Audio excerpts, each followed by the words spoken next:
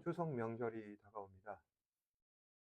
어떤 사람은 넉넉한 마음과 들뜬 기분으로 한가위를 보내겠지만, 어떤 사람은 답답한 마음과 한숨으로 명절을 보낼 수도 있을 것입니다.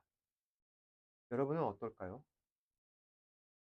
살아오기는 우리 모두 다 기쁜 마음으로 명절을 세웠으면 합니다. 하지만 시대가 시대인 만큼 명절이 다가온다고 하여 마냥 좋아할 수도 없습니다. 경제가 어려우니 삶도 힘듭니다. 미래가 불투명하여서 어찌할 바를 알지 못하니 남들보다 내가 뒤처진다고 생각하는 사람들도 우리 가운데 분명 있을 것입니다. 그래서 다들 조바심에 아둥바둥 명절이라도 일을 하려고 하는 사람들이 있는 것이고, 가족들과 함께 집에서 지내야 할 시간에 학업에 매진하는 사람들도 있는 것입니다. 다시 한번 여러분의 즐거운 한가위를 기원합니다. 또한 미래를 위해서 잠시 휴식을 거두고 최선을 다하시는 여러분의 앞날을 응원합니다. 그래서 모두 하나님의 풍성한 사랑과 은혜 가운데 복된 명절이 되시기를 주님의 이름으로 축복합니다. 오늘 함께 읽으신 말씀을 보면 마음이 무겁고 힘들 수밖에 없는 한 가정을 소개하고 있습니다. 룻기 1장 1절에서 5절 말씀에 보면 오늘 함께 읽으신 말씀의 시대적 배경과 상황을 설명하고 있는데, 제가 간략히 말씀드리자면 이때는 사사기 시대였습니다. 사사기는 이스라엘의 불순종과 악행으로 하나님의 심판과 구원이 반복되는 암울한 시기였습니다. 그리고 오늘 말씀은 하나님의 구원을 상징하는 사사들이 이스라엘을 다스리고 있었던 때였는데, 그때 흉년이 땅에 들었습니다. 그리고 그 흉년이 든 땅은 유다 지파 베들레헴에도 있었는데, 그 중에 한 사람이 먹고 살기가 힘들어 그가 살던 땅을 떠나 아내와 두 아들을 데리고 이방 족속 모압의 땅으로 이주하였던 것입니다. 그 사람의 이름은 엘리멜렉이요, 아내의 이름은 나오미이며 두 아들은 말론과 기럐이었습니다. 이 사람들은 모두 다 유다 베들레헴 에브랏이라는 지역에 살고 있었는데, 그런 사람들이 흉년 때문에 이제는 다른 나라에 가서 살려 합니다. 먹고 살기가 힘들어서 나라를 떠났으니 잘 살아야겠죠. 하지만 오히려 삶이 더 힘들어졌습니다. 엘리멜렉은 모압 땅에서 자신의 아내 나오미보다 일찍 죽었고, 나오미는 두 아들과 함께 살다가 두 아들도 각기 아내를 맞이하게 되었는데, 하나는 오르바라고 하는 여자, 또 하나는 룻이었습니다. 두 아들은 그렇게 가정을 이루며 10년이 흘렀는데, 불행히도 그 두 아들 역시 그 아버지처럼 아내보다 일찍 세상을 떠났던 것입니다. 그런데 이 둘은 자식도 낳지 못하고 떠났습니다. 이제 이 가정은 남편과 자식 없는 과부 집안이 되었습니다. 당시에는 여성이 그 인권을 존중받지 못했습니다. 따라서 여자 홀몸으로서는 생계를 유지하기가 힘들었습니다. 그래서 재혼하여 다시 가정을 꾸려야 하는 것인데, 나오미는 남편을 갖기에는 이미 늙어버린 몸이었습니다. 하지만 두 며느리에게는 아직 시간이 있습니다. 그래서 나오미는 오르바와 룻 두 며느리를 불러 다음과 같이 전합니다. 나오미가 두 며느리에게 이르되 너희는 각기 너희 어머니의 집으로 돌아가라. 너희가 죽은 자들과 나를 선대한 것 같이 여호와께서 너희를 선대하시기를 원하며 여호와께서 너희에게 허락하사 각기 남편의 집에서 위로를 받게 하시기를 원하노라 하고 그들에게 입맞춤에 그들이 소리를 높여 울며, 나오미는 남편을 따라 그가 살던 곳을 떠나왔으니 그 삶은 전혀 나아진 것이 없었습니다. 오히려 나오미는 자신을 지켜줄 가장을 잃게 되었던 것이죠. 그러니 남편을 잃고 자식을 잃은 이 모압 땅은 나오미에게 있어서 고통과 눈물과 한숨의 땅이었던 것입니다. 그래서 나오미는 이제 모압 땅을 떠나려고 합니다. 하지만 며느리에게는 선택권을 주었습니다. 너희는 각기 너희 어머니의 집으로 돌아가라. 그래야 다른 혼사처를 알아볼 수 있을 것이고 다른 가정을 꾸릴 수 있을 것 아니냐. 아직 기회가 있을 때 미래를 위해서 더 나은 선택을 해라.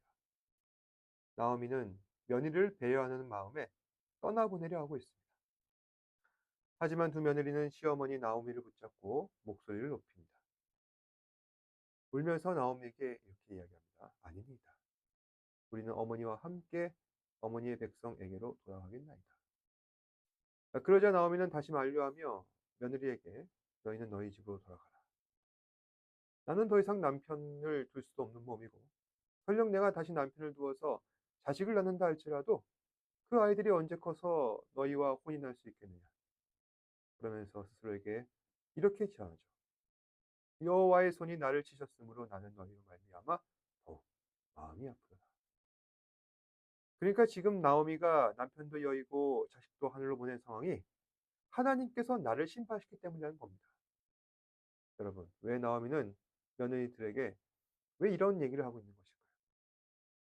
아마 나오미로서도 말은 못하겠지만 며느리에게 의지하고 싶은 마음은 굴뚝 같은데 차마 그 말만큼은 입 밖으로 낼 수가 없는 것입니다. 그래서 행여나 내가 마음이 약해져서 며느리에게 부담 주는 얘기를 할까 봐 그 마지막 남은 자존심을 쥐어짜서 며느리를 강하게 내치려는 것이죠. 나는 온몸에 덕시덕시 오물투성이 인간이다. 그래도 나한테 올래? 더 이상 내게 마음 주지 말고 미안해하지도 말고 그냥 너희 갈 길 가거라. 시어머니로서 마지막 애정하는 마음을 담아 며느리들을 떠나보내려는 것입니다. 그러자 한 며느리는 떠나고 한 며느리는 나오미와 함께 남아있으려 합니다. 떠나간 며느리는 오르바, 남아있는 며느리는 룻입니다. 나오미는 룻에게 말합니다. 나오미가 또 이르되 보라, 내 동서는 그의 백성과 그의 신들에게로 돌아가니 너도 너의 동서를 따라 돌아가라. 그러자 룻이 나오미에게 다음과 같이 말합니다. 룻이 이르되 내게 어머니를 떠나며 어머니를 따르지 말고 돌아가라 강권하지 마옵소서. 어머니께서 가시는 곳에 나도 가고 어머니께서 머무시는 곳에서 나도 머물겠나이다. 어머니의 백성이 나의 백성이 되고 어머니의 하나님이 나의 하나님이 되시리니 어머니께서 죽으시는 곳에서 나도 죽어 거기 묻힐 것이라. 만일 내가 죽는 일 외에 어머니를 떠나면 여호와께서 내게 벌을 내리시고 더 내리시기를 원하나이다. 그러자 나오미는 더 이상 롯을 만류하지도 않고 롯과 함께 고향 유다 베들레헴 에브라스로 돌아가게 됩니다. 오늘 말씀에 보면은 참으로 마음이 따뜻해지고 감동적인 것을 느끼게 됩니다. 오늘날 사회 안에서 여성의 지위와 역할, 그리고 여성에게 주어지는 그 사회적 권위와 권한, 이런 부분들을 놓고 보았을 때 당시 룻과 나오미가 살던 그 시대는 참으로 여자로서 살기가 쉽지 않다는 생각을 하게 됩니다.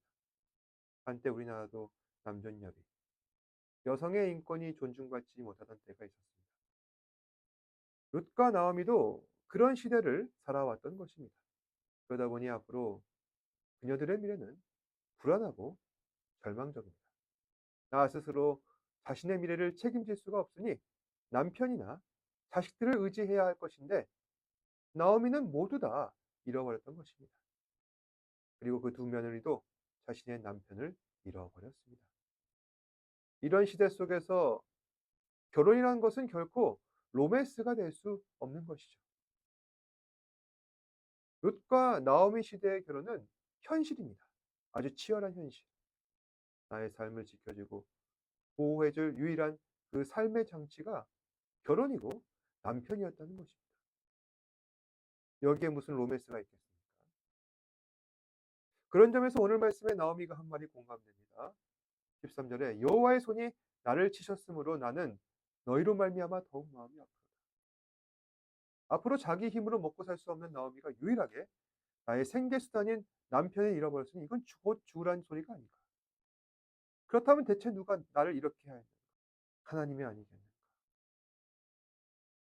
하나님께서는 왜 내게 이렇게 하셨을까?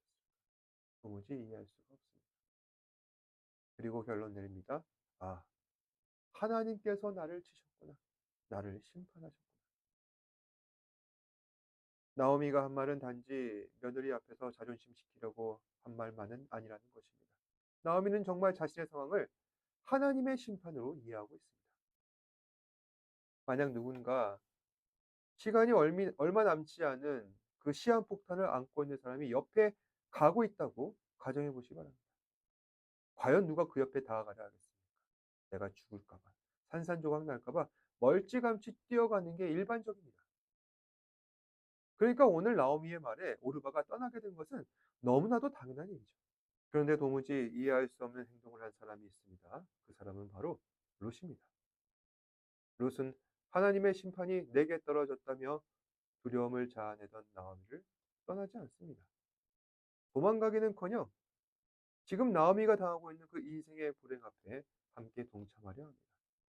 아무리 내가 의리를 따져도 그 사람은 이미 망한 사람이고 더 이상 얻을 게 없고 도리어 그 사람의 불행이 나를 집어삼킬 것 같은데 그런 사람과 대체 어찌 같이 하려는 걸까요? 여러분께서는 어떠십니까? 여러분께서는 루시한 것처럼 여러분 주변에 불리한 상황에 놓여 있는 사람, 마치 저주받은 것 같이 재수 온 붙은 것 같은 사람, 그런 사람들과 함께 하실 수 있습니까? 믿음이 있어도 하나님을 섬겨도 고통받고 어려움에 처한 사람과 내가 함께 한다는 것은 결코 쉬운 일이 아닙니다.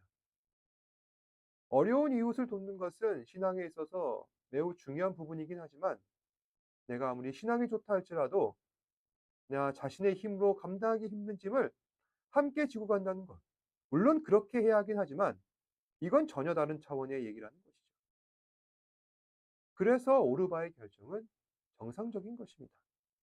왜 제가 이 말씀을 드리는 것일까요? 롯이 내린 결정은 그 정상을 뛰어넘은 특별한 결단이 있지 않고서는 결코 할 수 없는 결정이라는 것이죠. 그럼 롯이 보여준 특별한 결단이란 과연 무엇일까요? 16절에 롯이 이르되 내게 어머니를 떠나며 어머니를 따르지 말고 돌아가라. 강권하지 마옵소서. 어머니께서 가시는 곳에 나도 가고 어머니께서 머무시는 곳에서 나도 머물겠나이다. 어머니의 백성이 나의 백성이 되고 어머니의 하나님이 나의 하나님이 되시니. 이 마지막 구절이 바로 롯이 보인 특별한 결단이라는 것입니다. 어머니의 백성이 나의 백성이 되고 어머니의 하나님이 나의 하나님이 되실 것입니다. 롯은 지금 단지 인간적인 감정과 연민으로 나오미와 함께하려는 것이 아닙니다. 어머니 나오미의 하나님은 나의 하나님이 되실 것이다. 이 믿음의 고백 때문에 롯은 나오미와 함께할 수 있었던 것입니다. 내게 더 이상 사랑하는 남편도 없고 자식도 없고 앞으로 살 길이 막막해져 갈 때 롯은 나오미와 함께 하려는 이유를 하나님에게서 찾았던 것입니다. 하나님께서 나의 하나님이 되실 것이다. 하나님께서 나의 삶을 책임져 주실 것이다. 여러분, 아까 나오미가 한 말과 너무 대조적이지 않습니까? 나오미가 뭐라 말했죠? 여호와의 손이 나를 치셨으므로 나는 너희로 말미암아 더욱 마음이 아프다. 하나님의 심판이 내게 임한 것이라 하였습니다. 하지만 롯은 전혀 다른 얘기를 합니다. 어머니의 백성이 나의 백성이 되고 어머니의 하나님이 나의 하나님이 되시리. 나오미가 생각하는 하나님은 나를 심판하시는 하나님, 나를 버리신 하나님입니다. 이거는 나오미의 상황을 놓고 보았을 때 충분히 이해할 수 있죠. 롯도 나오미처럼 남편을 잃었습니다. 그 마음이 너무나도 아픕니다. 그렇지만 롯은 이 모든 상황을 내게 허락하신 그 하나님을 나의 하나님으로 모셨던 것입니다. 심지어 롯은 나오미처럼 택함받은 하나님의 백성, 이스라엘 사람이 아닌데도 말입니다. 어째서 롯은 하나님을 나의 하나님으로 모시는 믿음의 고백을 할 수 있었던 것일까요? 롯도 하나님의 선택을 다르기 때문입니다. 하나님의 선택에는 제한이 없습니다.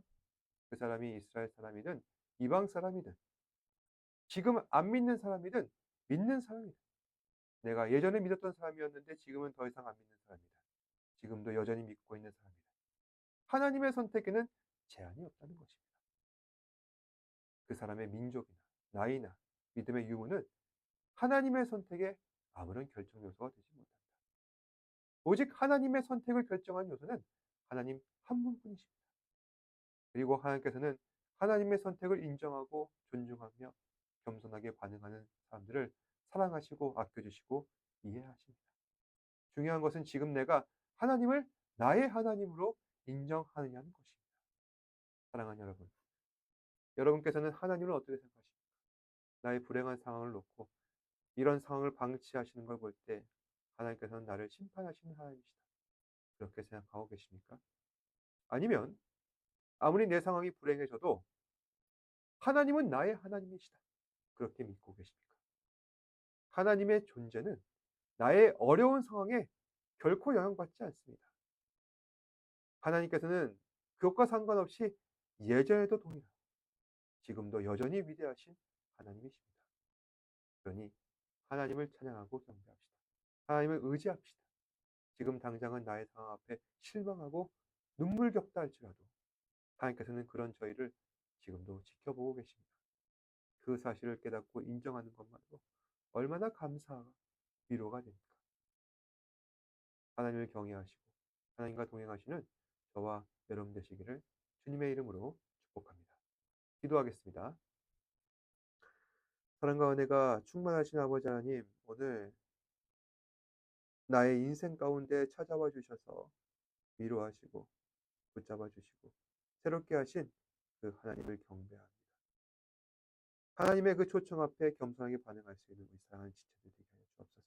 비록 나의 삶이 상황이 어렵고 힘들다 할지라도 나의 상황으로 하나님의 존재를 인식하는 것이 아니라 그럼에도 불구하고 나를 찾아와 주신 하나님을 의지함으로 믿음으로 반응할 수 있는 우리 사랑하는 지체들 되게 하여 주옵소서.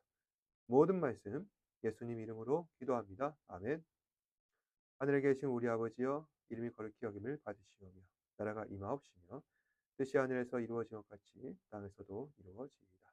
오늘 우리에게 일용할 양식을 주시옵고 우리가 우리에게 죄 지은 자를 사하여 준 것 같이 우리 죄를 사하여 주시옵고 우리를 시험에 들게 하지 마시옵고 다만 악에서 구하시옵소서. 나라와 권세와 영광이 아버지께 영원히 있사옵나이다. 아멘.